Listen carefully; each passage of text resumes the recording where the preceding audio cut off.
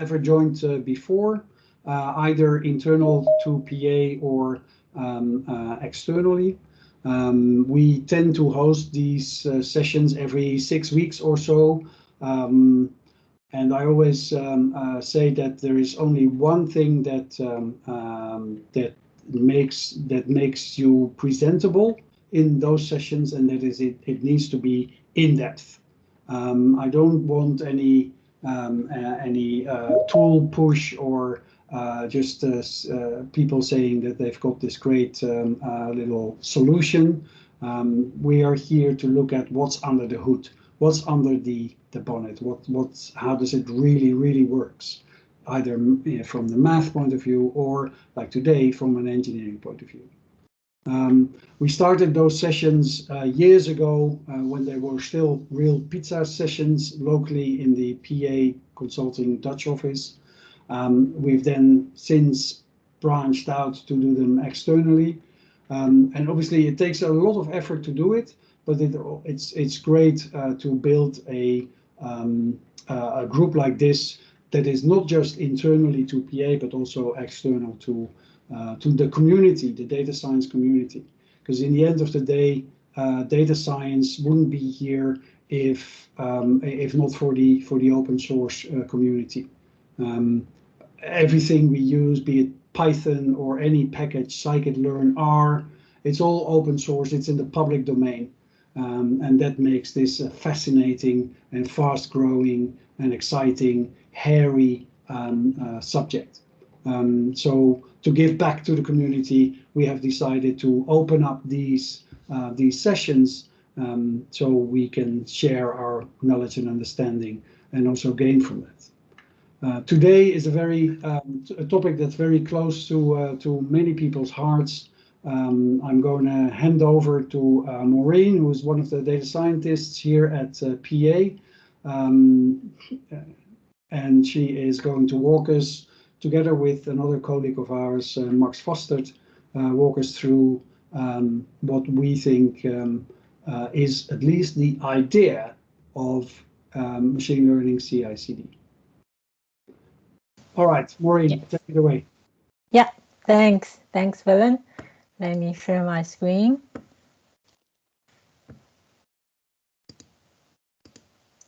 Okay, so welcome everyone. So today we're going to talk about machine learning CI/CD. Many people also refer to as MLOps. We have a very simple agenda for today. So we're going to explain first what is machine learning CI/CD and why we need it. And we're also going to look at the market, see what kind of platforms are available. And the third part, which is the most exciting part, is a case study around a balanced predictor. We're going to go through the model design and the code itself and spend enough time on a live demo itself. So really exciting. So first, what is machine learning CI/CD and why we need it? Just to mention, the sad fact is only about 90% of all machine learning models never make it into production. This is really shocking, being a data scientist working in this field for a few years already. And this is exactly my experience self, that we don't came across a lot of productization of machine learning models due to various reasons. One could be the package dependency. It's just never being satisfied or never being considered when we develop a machine learning model. Only when it comes to production, we realize this package itself is so unreliable that you can never put into production. And then it will cause a lot of code refactoring, rewriting all the functions and features so that we can deploy them. Another key factor is also the architecture itself, sometimes just not meeting the requirements to deploy anything. There's a really funny / sad story from myself, is that once I work for clients writing some fancy, awesome Python code, And then later, when we were about to go into production, we realized Python was never being approved by the IT infrastructure. They only approve R. So in theory, we should never start producing any Python code in the very beginning. And we only realized that very much later in the whole process. So that's a lot of lessons to learn. And that also raised an awareness that we should bring the development of machine learning model a bit closer to the deployment, the operation itself, so that once it comes to that stage, everything can be transformed a little bit more smoothly. So that is why we need MLOps. That is a fully integration of machine learning development, deployment, and operations. So on the most left part, which is the experiment stage, there you can do a lot of fun thing without thinking too much around, okay, how we can finally put into production. So it should still give the data scientist enough freedom to play around, to try enough things, to create enough small experiments. And then on the other hand, once it's reached this staging period, when it's very close going to production, everything should still be ready to be used, like the infrastructure, like the integration or deployment platform. And once it's going to production on the operation side, there should also be enough feedback loops to see when we need to retrain this model. Is the model's performance still up to standard? And also, is the system still compliant to whatever security that we should have around it?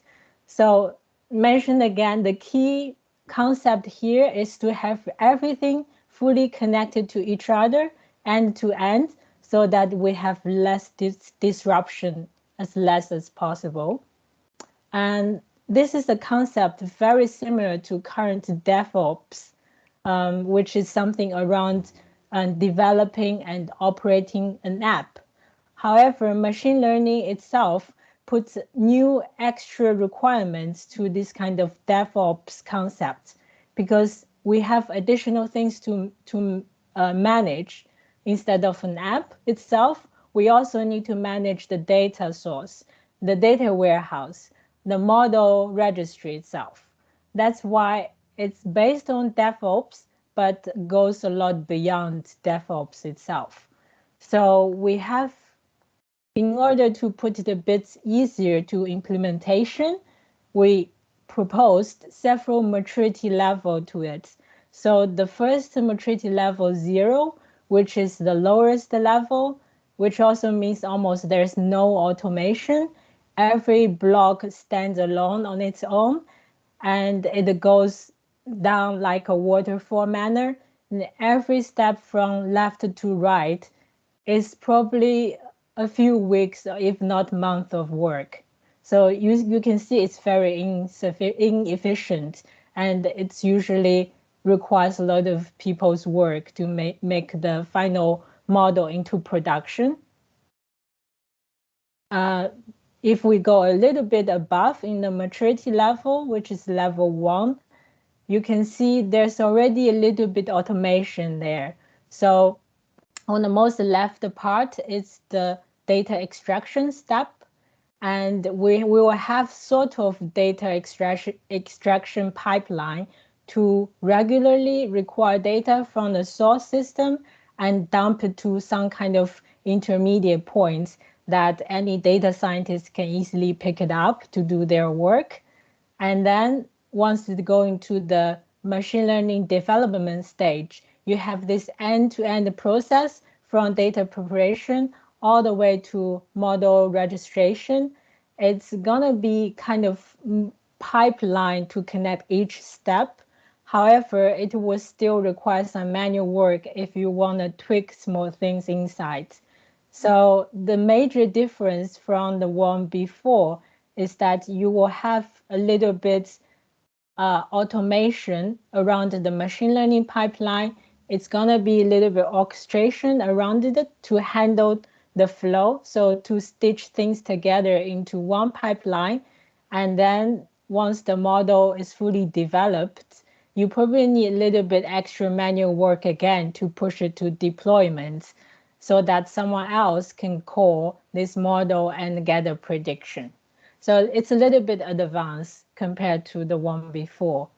And ultimately, you would want to go to the maturity level 2, which is much more complicated, as you can see, but also a lot more efficient, I would say, when operating a machine learning model. So on the experiment and development side, you have same kind of flow end-to-end for model development. However, once the development work is done, this whole pipeline will be deployed to an endpoint. And then here's where everything becomes a bit automatic. So imagine you keep monitoring a model performance and you see, okay, the performance is be going down because the data is drifting or something is changing in the model that doesn't become true anymore. You want to do a retraining. The pipeline itself will recognize that tipping point and kick off a new retraining of the model by rerun everything in the pipeline and deploy the model again. So this is where it becomes very smart and very automatic. And you would almost have no latency in the business in case you want to develop some new features in the product itself.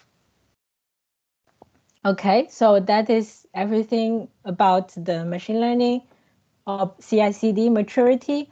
For this demo, we would like to explain some more into the detail at this maturity level, because I think this is most organizations would like to go into from what they already had now.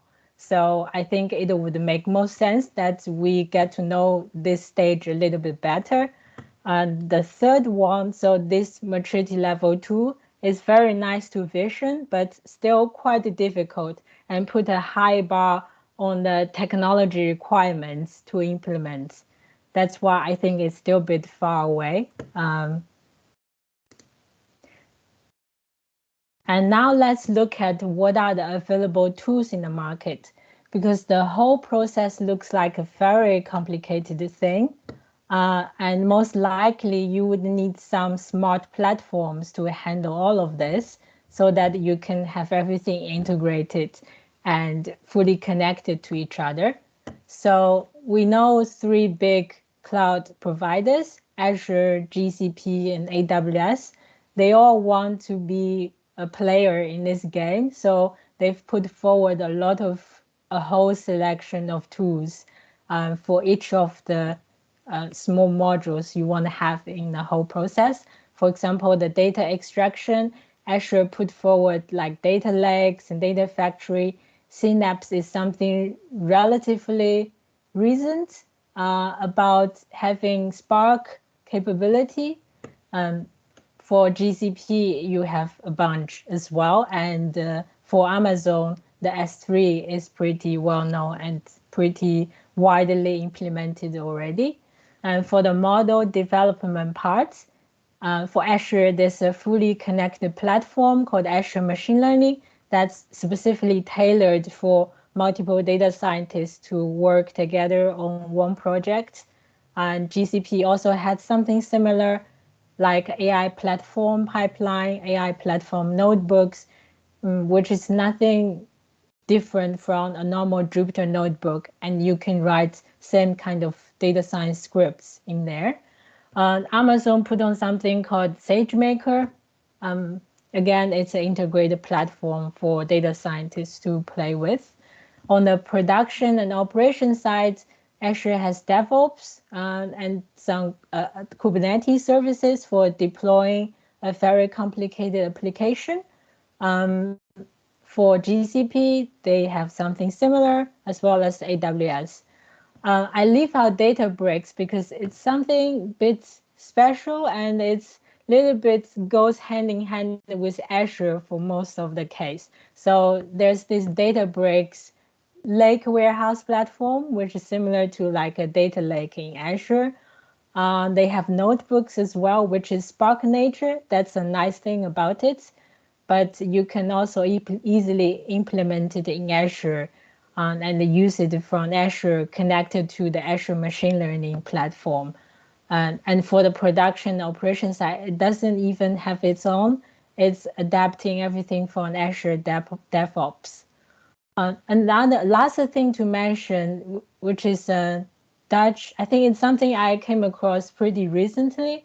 It's a small Dutch startups, and they put forward a really nice looking integrated platform as well for doing ML ops. They have some really nice feature about the pipeline tools and also about creating any kind of surfaces from a R or Python script that you already have.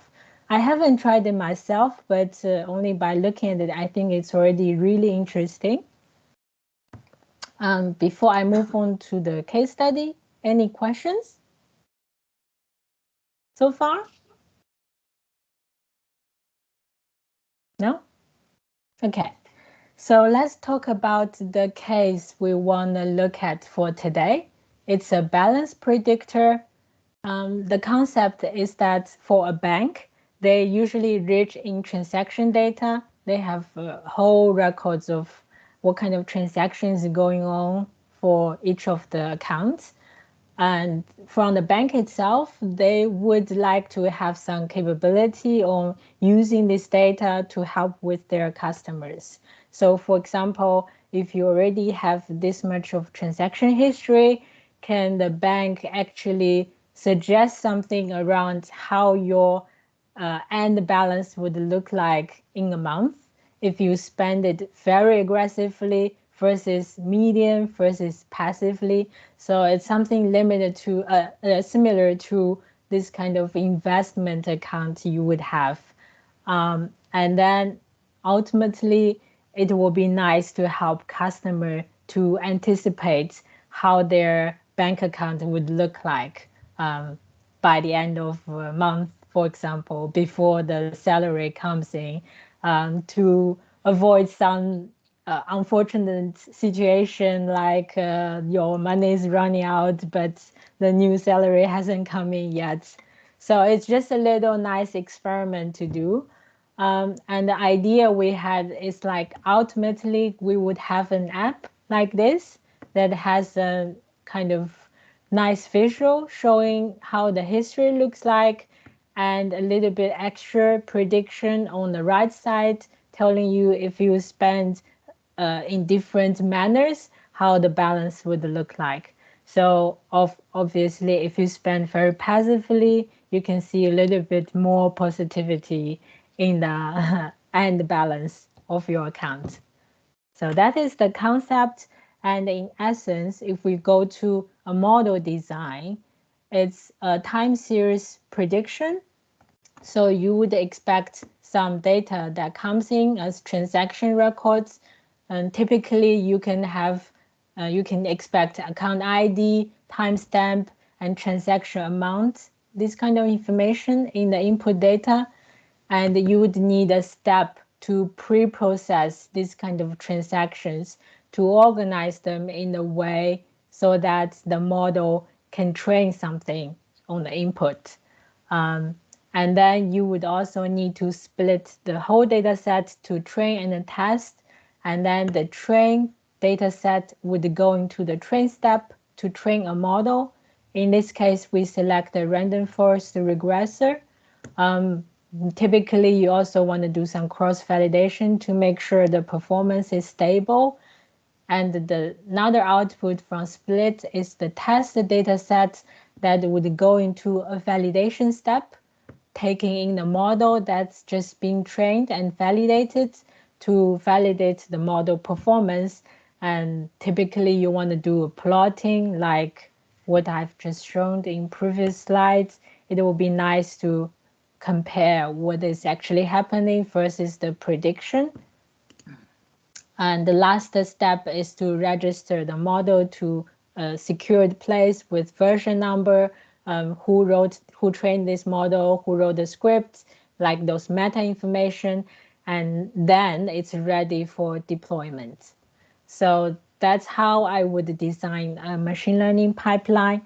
And we zoom out to see how we can integrate this pipeline into a machine learning CI/CD pipeline. It's typically like this. So you have a model pipeline that would, at the end, deploy a model, and you would register this model with unique ID and meta information. In this case, we use the Git to do this kind of model registry. In other platforms that I've just mentioned above, there are different ways. But in essence, you just want to keep track on what kind of model has been trained, what's the version of it, and what kind of data has been put in, so that you can fully trace back to the beginning if you want to see how this model has been built. And once it's being registered, you would deploy this model to an endpoint. And on the other hand, the end user will post a new request to this endpoint that could return a prediction in the end. So that's how it looks in the whole architecture setup. In our example, we've been using a bunch of different things for writing this model pipeline. So the code itself is mostly Python. We build a Docker container around it so that it can be a standalone application, and it can be deployed anywhere without any worries about dependencies or things like that. The fast API was used for creating endpoints, and for the orchestration, we used some bash scripts. So if you are ready, let's open a box and dive into the code.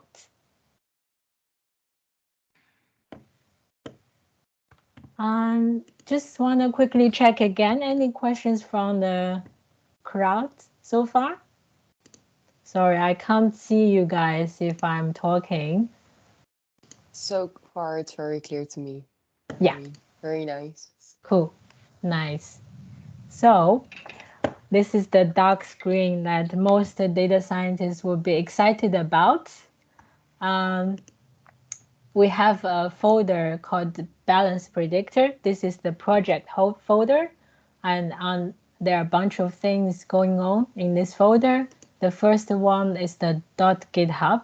So this is the configuration for how you want to build this CI/CD pipeline. Typically, you have steps like check the linting, and you want to run all the tests to make sure nothing falls apart once it's going to production. There's another folder called the data, where you typically put some small data sets that you want to try a few things in the code. For me, you can also see I saved some intermediate outputs into this folder. So it's just a small, nice thing that I keep for myself. It usually will be ignored by Git, so it won't be shared by your teammates in that sense.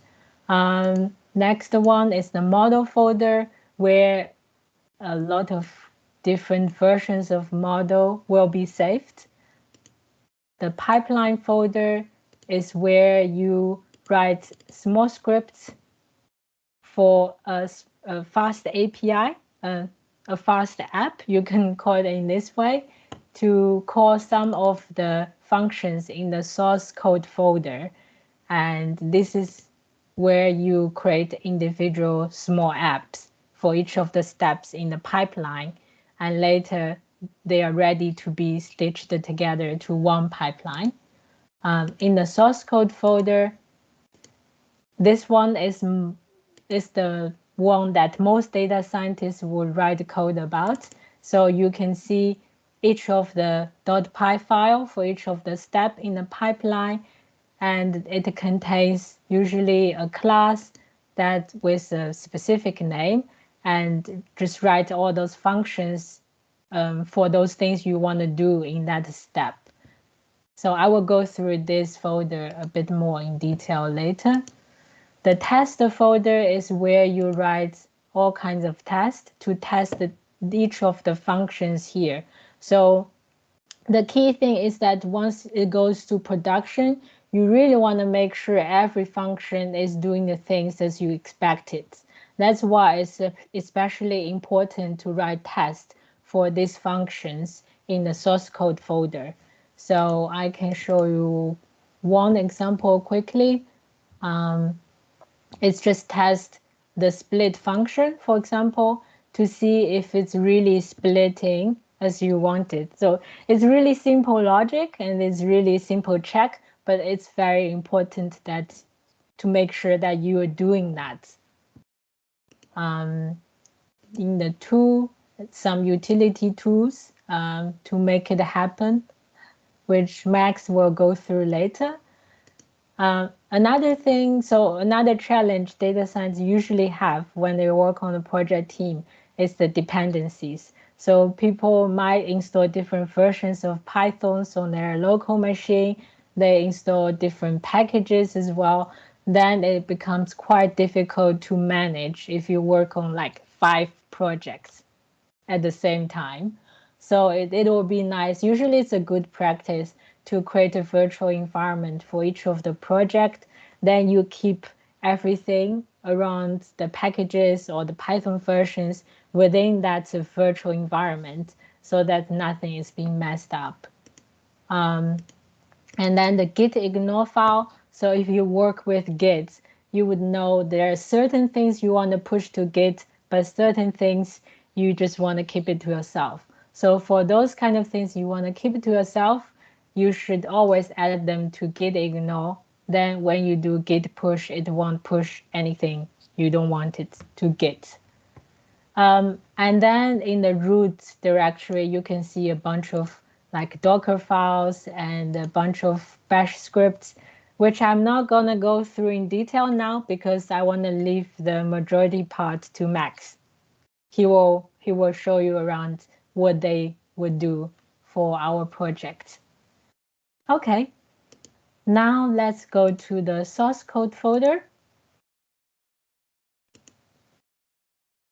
So let's think back a little bit how the machine learning pipeline looks like. I can pull it up just to remind you. So we have first the pre-processing step to reorganize the wrangling the data set in a way that you want to train the model on. And then we have a split step to do the train test split and train step, validate. So normally I would create a .py file for each of the steps here, make them a class so that all the dependencies variables are being handled and containerized. And in this class, I would write individual functions to do each of the small things I want to do within that step. So that's the general thinking. And if you look at the preprocessor as the first step, you have a class, an initialization of the class, which is simply reading some config files, a data, which was a JSON file. I can show you how the original data looks like.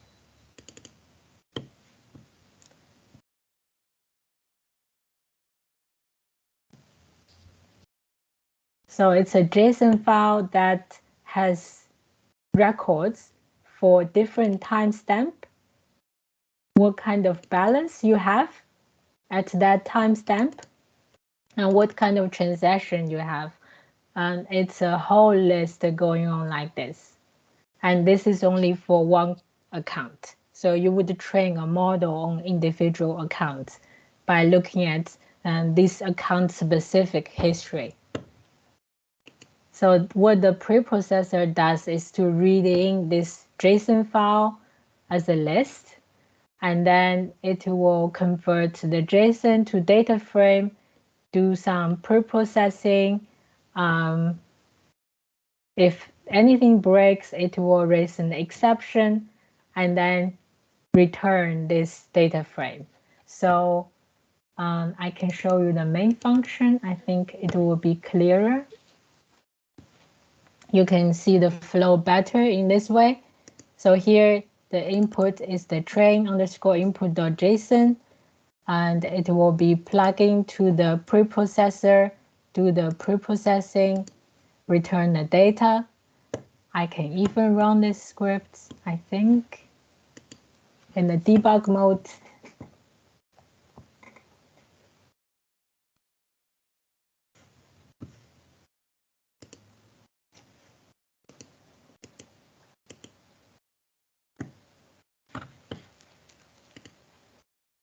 So this is how the input data look like. It's still messy. That's why we need a preprocessor. And if we go to the next step,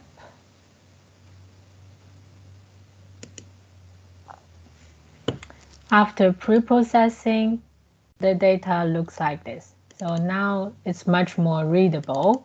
And as you can see, it's a data frame. In the index, it has different timestamp. So it's being aggregated to a day level. So there's one row for each day in the history.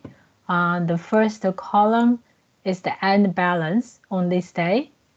And the column on the left is the lagging of what's going on the day before. So the lagging is kind of a history of how the balance were looking like days ago. And I add a little bit extra feature here, which is to calculate the difference between each of the lag here. So this is just to add a bit extra feature in order to better train a model.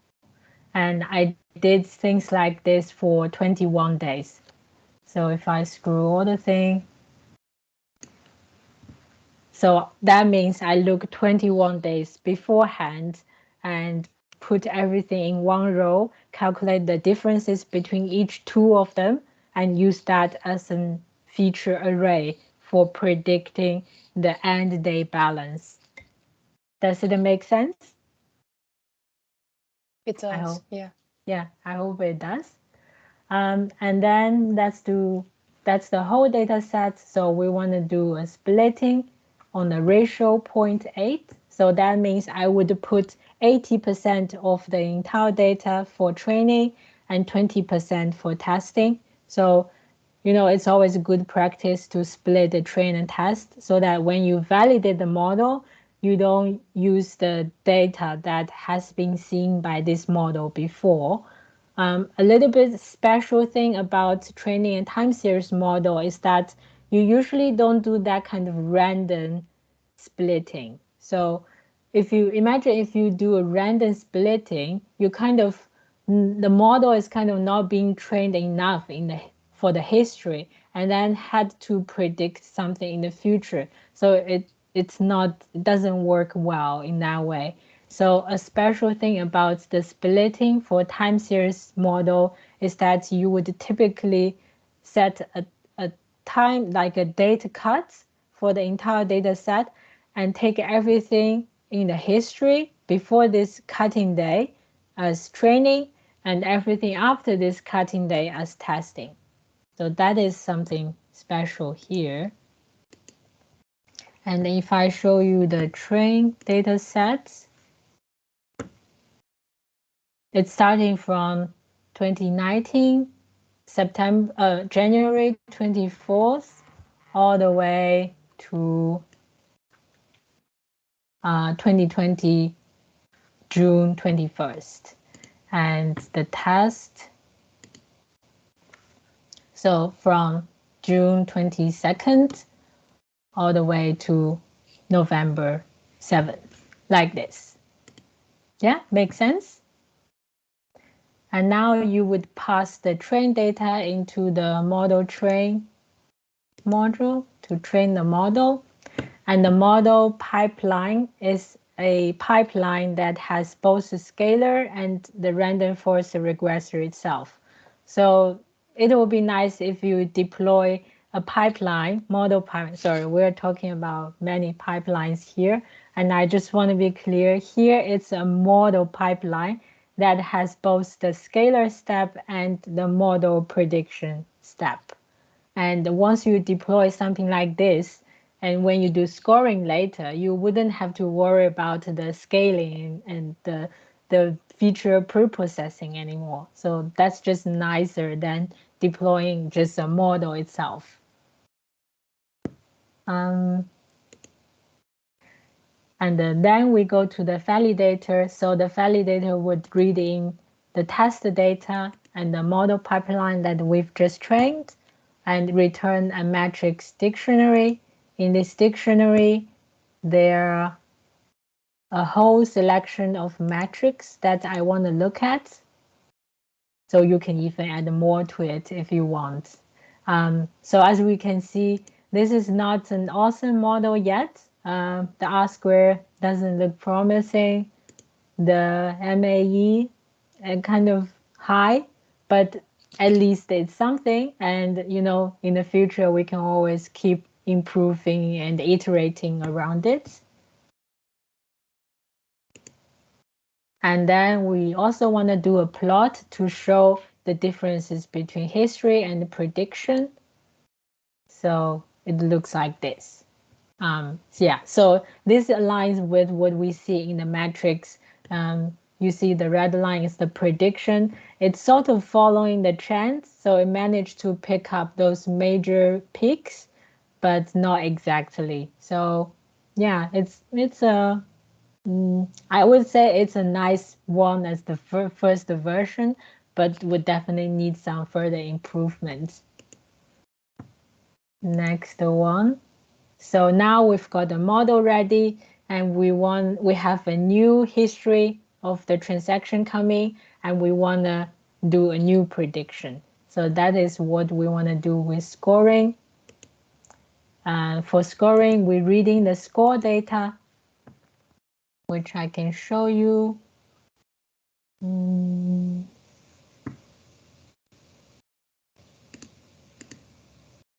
So the score data has exact same kind of format as the train data, but it goes a few days further. So it's something like model has never seen before.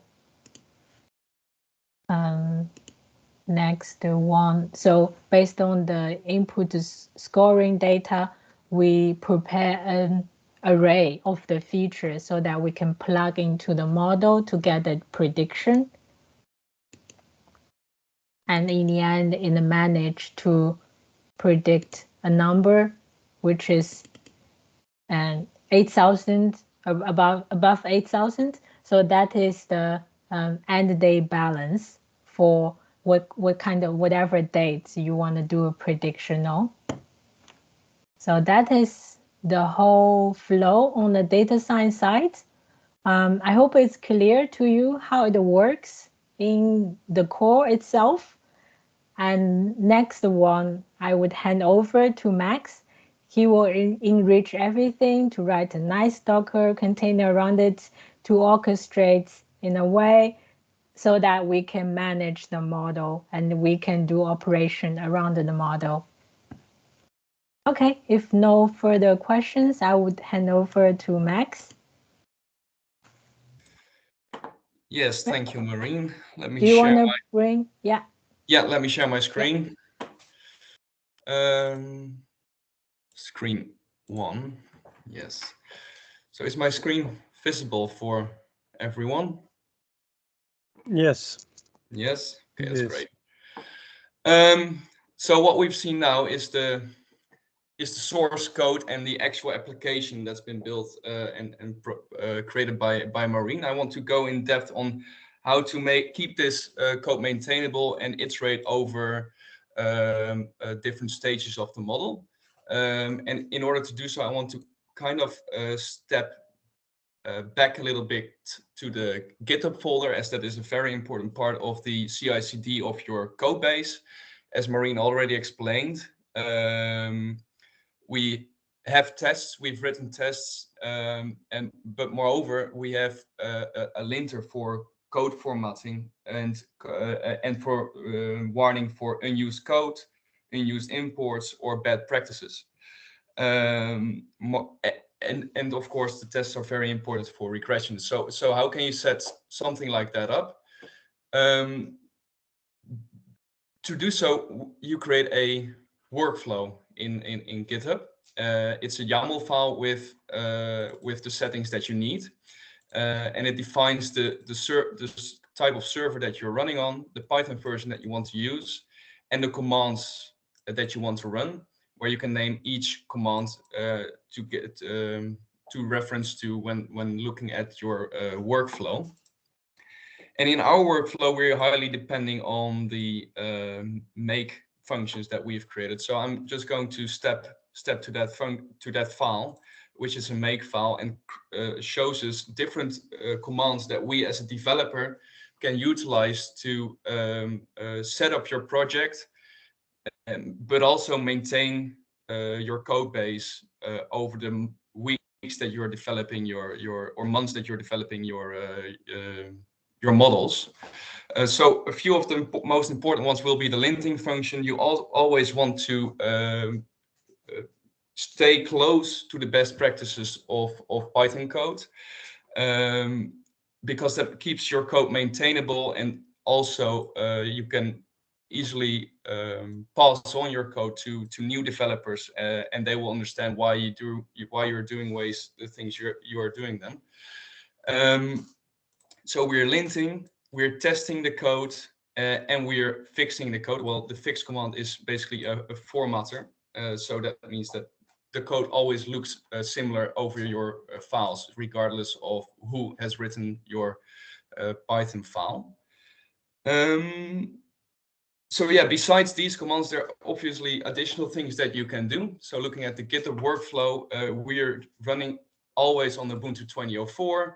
Always Python version 3.8, and we are not looking at any type hints. So as Marine already showed, there is some functions have type hints on what you expect the parameters to be. You can, for example, make it a static test to make sure that those values are actually correct. So what you can do is also define different Python versions that you want to run on this server. So you can test on versions from 3.6 to 3.10, and you can also run GitHub workflows on Ubuntu, Windows, or Mac OS systems probably. I'm not sure OS is actually a thing in GitHub, but who knows? Yeah, so that really defines how you can work your code base and update your actual application. But we also have the CI/CD of the models in a certain way. So for that, we have defined the pipeline, and I'm going to highlight or get detailed on one of those services that we've defined here, because each Python script in this folder is a service. And please, by the way, if there are any questions, shout, because I cannot see the screen either. So what's happening here is we are creating a fast API app, and in this app, this very simple app, we only have one endpoint, which is the pre-process endpoint, which takes a request with data, passes it to the preprocessor, lets it pre-process, and returns the JSON back to the caller of this endpoint. And what you see here is that it's a stateless service, which means that it does not store any data locally, but only receives and outputs data to and from the user. And we have got such a structure for each and every step. So we're going from the preprocessor to the splitter to the trainer and the validator. And once we have a model that's validated, we also can pass it to a scorer. One more thing for the scorer, we've also created a second endpoint, And in the second endpoint, we are allowed to deploy a model to our server so that we can use that and utilize that model, or everyone can utilize that model.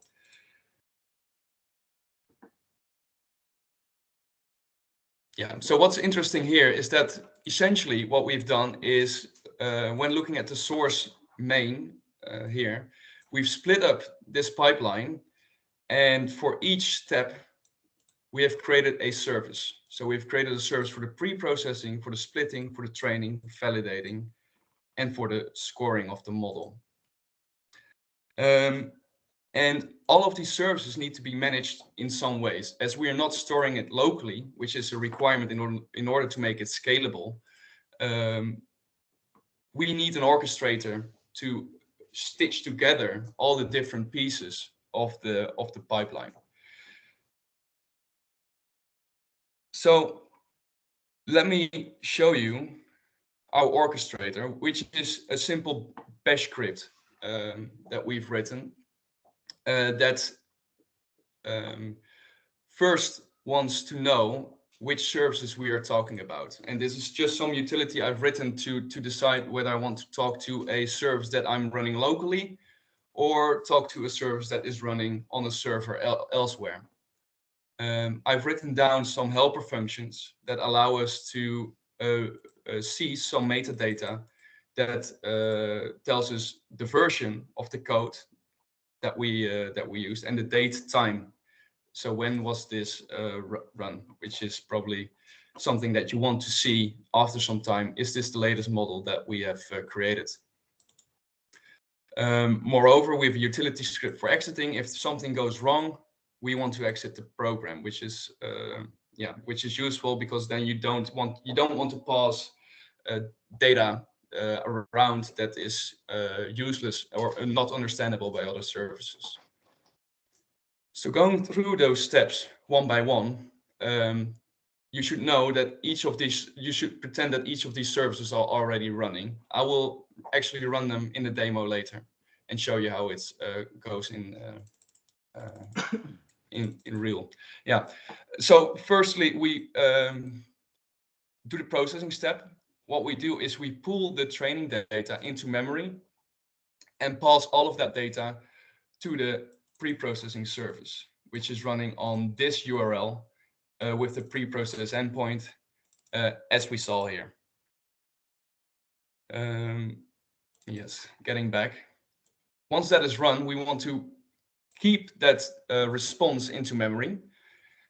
We want to write down the metadata just because that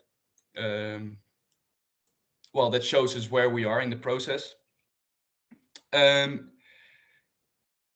And we want to pass this pre-processed data to the splitter. And I'm not going into detail about the splitter because Marine obviously already told you that, but we are passing the pre-processed data that we've just stored. We're taking out the interesting pieces. This is a utility for us to read and parse JSON files. Basically what it says is, okay, in you get a JSON file, and out I want to see this part of the JSON. So the dot means the root of the JSON, so the very root of the JSON file, and the out means, okay, I want to see the out, only the out key, the value of the out key in your JSON file. So we're getting the pre-processed data, we're selecting the items that we actually want to pass on, and we send it to the splitter service, to the split endpoint. We store that result again in the splitted data, and then we will retrieve the train data and test data in separate variables so that we can use it later. So for the train data, okay, give us the splitted response, and from the output, give me the train, and from the output, give me the test for the test data. Once again, writing down the metadata, getting on to the training steps. So for the training, we obviously do the same thing. We pass it to the train, we get a result, we retrieve the interesting results, and and put it into a local variable and see v results for the cross-validation results. And we want to know, okay, what's the model that got out of the training process? Storing that locally, writing the metadata again, we can start validating the model. For that, we not only need the model that we've just received, but we also want to use the test data that we've created earlier on. And we can pass this as a fresh JSON file that I'm creating here on the fly and pass it to the validation service, to the validate endpoint. This does the same thing. Again, we're retrieving interesting output, writing down the metadata, writing down the metrics, because that is something that you're probably interested in. And if we want to save the model that we've just created, we continue to this in this if statement. The first thing we want to do is we want to create a unique name for the model that we've just created. Why do we want to do that? Maureen already explained. We want to keep track of the different models that we've built over time, so we can compare, go back to older versions, etc., etc. So we're creating a unique name by getting the model from the whatever variable we have the model stored in. We pass it to a SHA-1SUM to get a unique identifier, and we parse that and just keep the first part that comes out of the SHA-SUM command. Next on, we create a models folder if it does not exist. That's what the -p is for. It also creates child directories if necessary, but in this case, the only function is if the model directory does not exist, create it, otherwise don't touch it. And then we'll print out, okay, we have saved the model to this and to this file location, or we are saving it and then we actually save it to that location. Okay, so this is the orchestrator, and this will work once your services are running, so on different endpoints. So we can either run it locally by directly calling uvicorn, which is actually a script that I've created to develop with. So you can run these services, develop your code, and quickly make changes. However, this is not very deployable, as Maureen already explained. We want to have a way of running the service without needing to look at all the different external and internal dependencies that we need. So this is just for development purposes. So we need a Docker setup.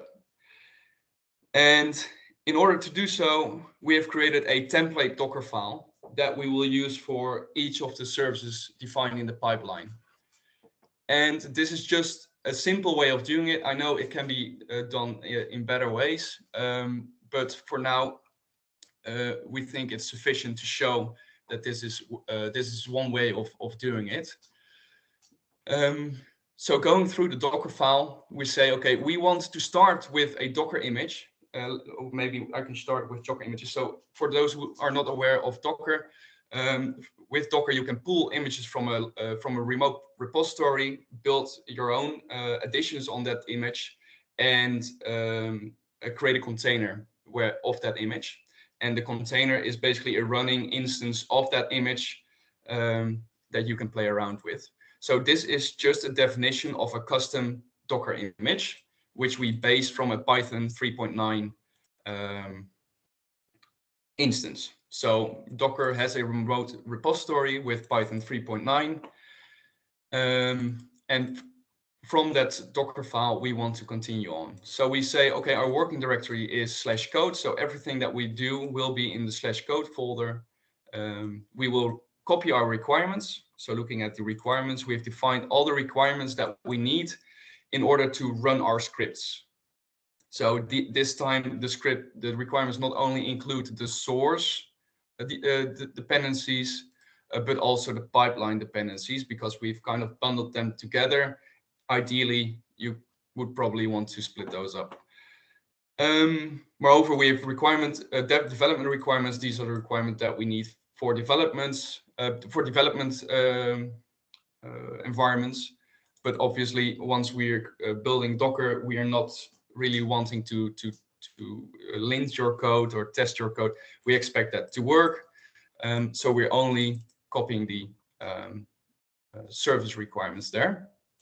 We say, okay, let me install all the requirements, copy all the other files that I need. We're even installing the current service. We load in a argument that I will show later. That's defined in the Docker Compose file, and we'll run UVcorn on port 8000.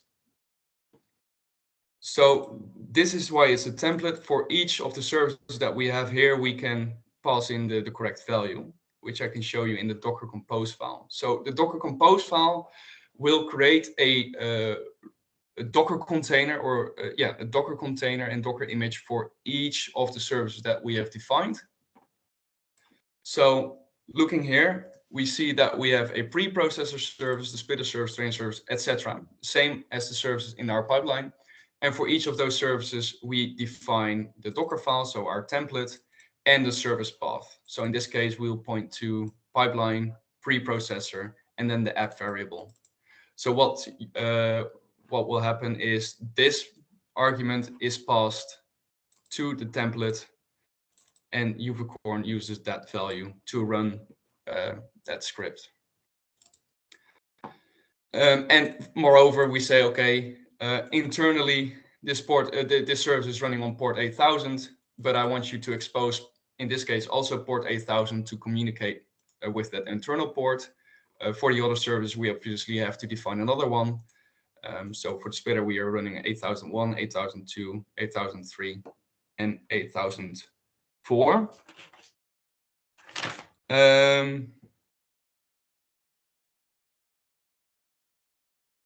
Yeah, okay, so that really defines how we can run each of the services using Docker.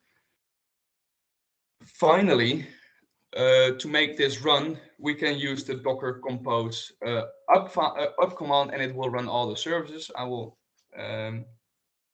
show that later, but for now it's good enough to know that that we can deploy each of these services now, run it somewhere, submit a model, score the model, and therefore we are complete in the pipeline.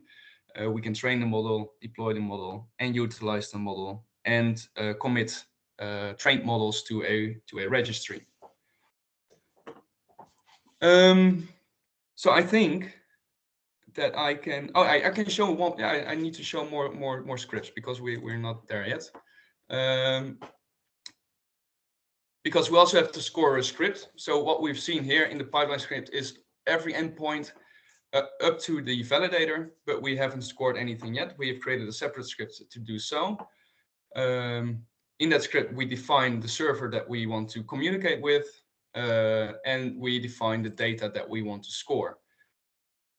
And optionally, we can also define the model that we want to use, but that's optional in our case. We pull the data into memory, and well, if there is no model, then just pass the balance history to the server, and the server will use the currently active model to score this data with. So if there is an active model on the server, that model will be used, and otherwise it will not work because there's no model currently available. In that case, you can either go and submit the model, or you can pass the model in the same command, passing both the model and the balance history. So you will say, okay, server, please give me a score for this data file and this model, using this model. So finally, the run script, for the run submit script, we can submit a model. So if we are running the pipeline script out, we will get a model. If we want to save it, it will be saved in the models directory. And we can say, okay, please make this model the active model on the server so that people can use that model for scoring purposes.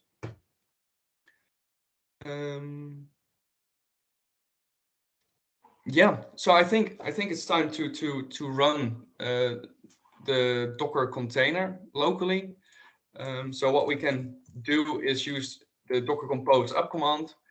If it's your first time running this, it will fetch the images from the Docker registry and produce all the steps that are visible inside of this script, and you will see that step by step. But I've already built the Docker compose because it sometimes takes quite some time. So in that case, we should just be able to run it. Still a demo, so yeah. So what we're looking at now is our Docker compose is spinned up. We're running a splitter, trainer, validator, scorer. That's what you can see here. They all show the logs inside of this screen, and clearly visible is the service that is logging. What you may notice is that everything is running on port 8000 according to the logs, but those are the internal ports and not the external ports that I just showed you. So what I can do now is run the pipeline, and I've got two scripts, one for the local version and one for the remote version. I'm calling the local version now, and I want to save the script as well to my local storage. So I use the -s argument. And what you can see is that it will use these endpoints and it will run the pipeline. And on the left, you can see the interaction of the orchestrator pipeline script with the services on the left. So let me show you that the preprocessor is called here, and that it's eventually says, okay, the post command on the preprocess endpoint has been successful, returning a 200 status code. Interpreted as okay, and the same happens for the split, the train, and the validate. We are also printing out the cross-validation results with an R2 score, etc. Everything that Maureen also just showed. And finally, we see that the model has been saved to this file location, which is right there.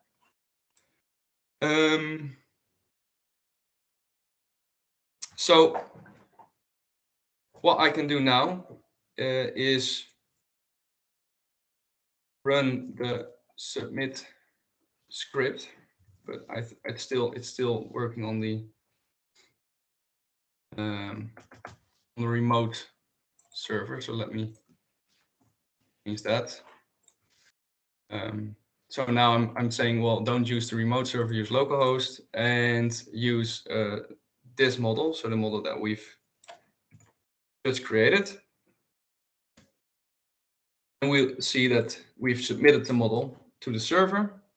And we can now also say, well, please score the data that I'm about to pass you, which I have in data. I'll just data/score input.json. And we see again that the score has a, I would expect a some input on the left side. I don't know where it comes from, but I would expect the local host 8004 port to be used and seeing this log, but I'm not seeing it. But we do get a response for this time. So showing that there is a local host running on 8000. I have to figure out where that call is getting in. Anyway, that is for the local run. If there are any questions, please interrupt, and I will try to answer. All right, so I'm just closing out. Max. Yeah. Before you continue with the remote, maybe it will be helpful to explain the difference between local and remote. Right.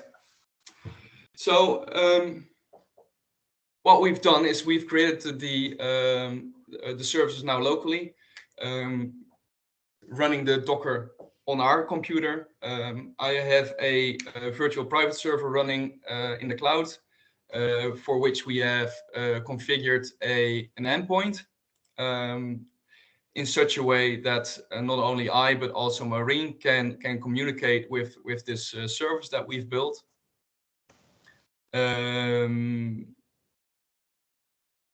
And for each of the services that are running on that endpoint, we have actually defined a subdomain. So for our scoring service, it's score.api.there'sawebsitesforeverything.com.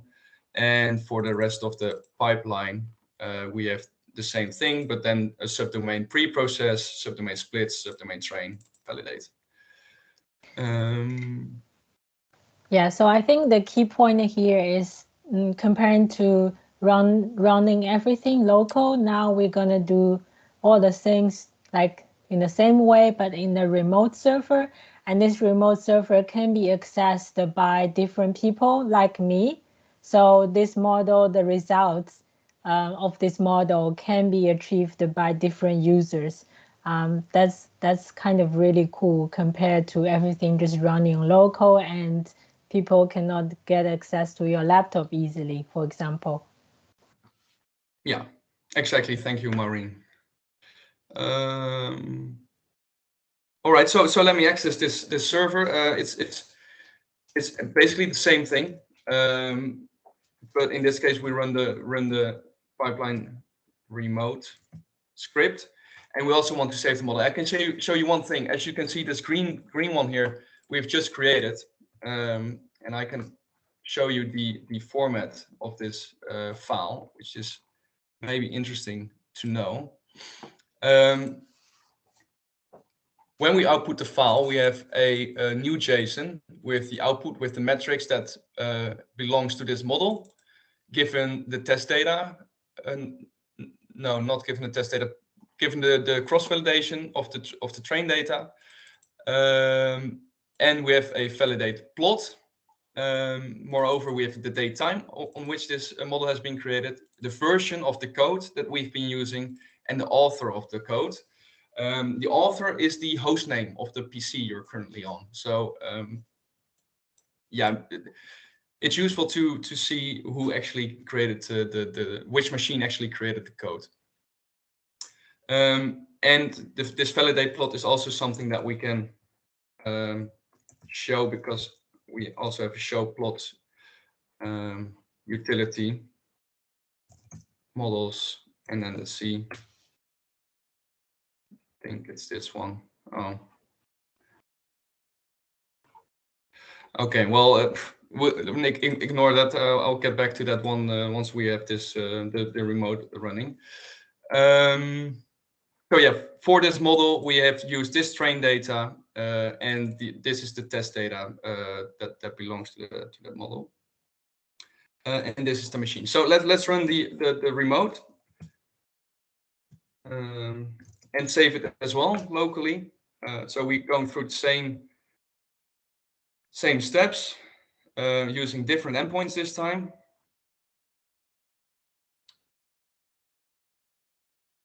And it's saved to the EF06 location, so the green model. You can also inspect that one and find that this has been created by another user. And I'm now able to submit this model to the remote server. Yeah, so we've selected the remote server, and I'm saying submit this model.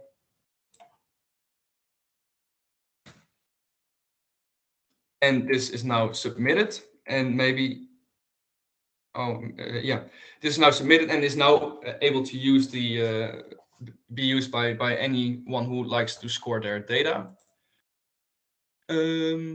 So what we haven't talked about is submitting these models to the registry. In order to do so, we are using Git, so it's not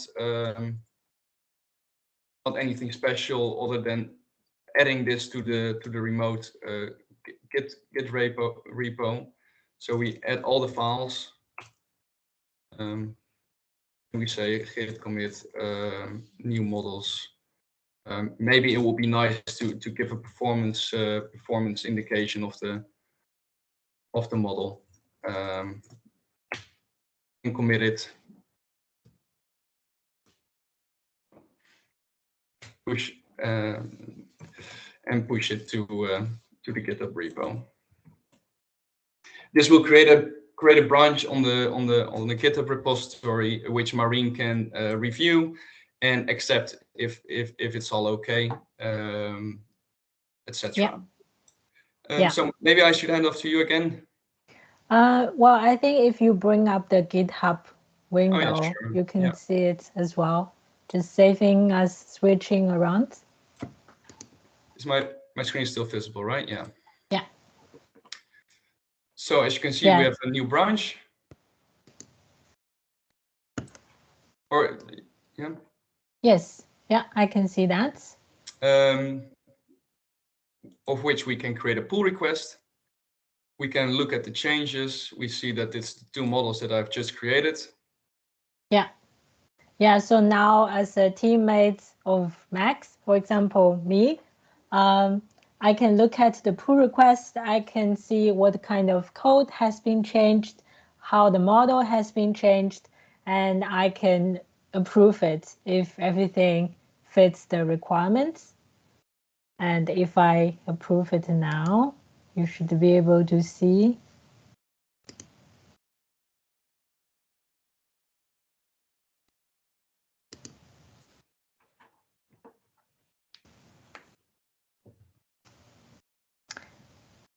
Yeah, I will skip the build. Is that okay? The build, yeah, that's okay. Yeah. Yeah. So okay. The build Marine was waiting for is actually the workflow that we've just shown. And now that we're here, we can see the different names of the linter, the tester, and etc. All right. Off to you now, Marine, or for scoring the model. Yeah. So now, let me share my screen again.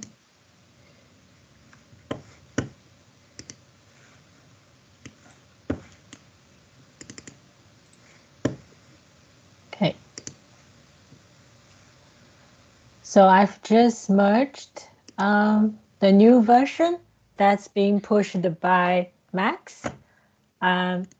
And in real life, it's typical scenario when you just finished some further development and train a new version, and now it's ready for, it's already been deployed, and it's ready for other people to use the model. So imagine now, I've got a scoring input, so I've got further history of someone's of my bank account, for example, and I want to see by the end of this period how my bank account would look like, how the balance would look like. So I would run a run score bash script. So this one Max has just gone through with you, and I will specify what is the input file for scoring. So I simply run score, and the file that I've saved is, and because I want to use the model that's being deployed on the remote server, so I don't specify which model I want to use for scoring. So I just hit enter, and boom, this is the outcome. So this is the end balance for a specific day, looking at the history of my bank account. So this is how easy it is to get a prediction, to use the model as an end user. I don't have to care about anything else, just plug in the inputs and then get the answer as I want. All right, I hope everything is clear so far and you've had enough fun. with learning this. Any further questions? Yeah, so I have a question. It's not the most technical one, but Mhm. where could I rewatch the recording? That's a question to Suzanne, I Yeah, guess. we'll put it on YouTube, and I'll be sharing the link tomorrow. I'll put it in the Meetup platform so that everyone can see it. Yeah, and I also see people asking in the chat about the GitHub link. I will share later with Suzanne, and she will share with the audience, I believe. Yeah.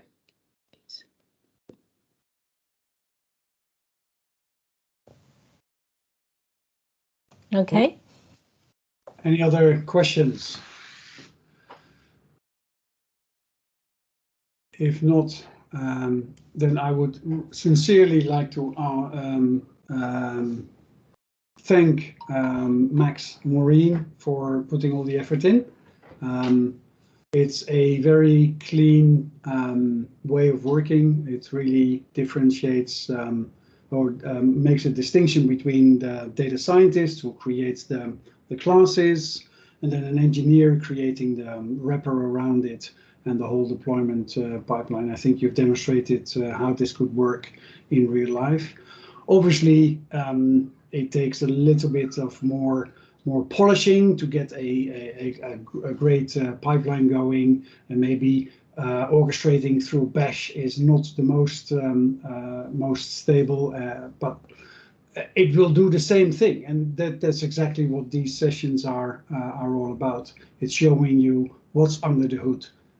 It's great, all these tools like Ubisoft and all the others, but what's really happening, and I think you've demonstrated what's really happening under the hood. So thanks for that. If there's no more questions, then also thanks to the audience. Thanks for being with us. It's been great fun. I would like to repeat Suzanne's call out for topics. If you have anything that you feel you want to present, this is an open forum. So please feel free. Just reach out to Suzanne or myself. We will be sharing everything on our YouTube channel. The Meetup channel will and GitHub Meetup channel will carry those links. And then Suzanne, what's on next? Where are we going with this? Yeah, we have our next one scheduled on the 5th of April. The invitations will come soon, and that will be about transformer architectures. Yeah, wait and see in 6 weeks. Excellent. Yeah, transformers, which is like that's going to be a really deep neural net data science topic. It's going to be fun as well.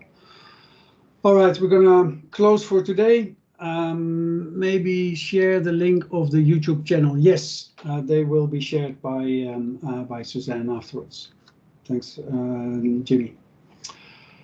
Cool. I'm going to close for today. Thanks a lot for attending, and see you again in 6 weeks. Thank you. Thanks. Bye. Thanks so much Bye. for presenting, guys. Thank you.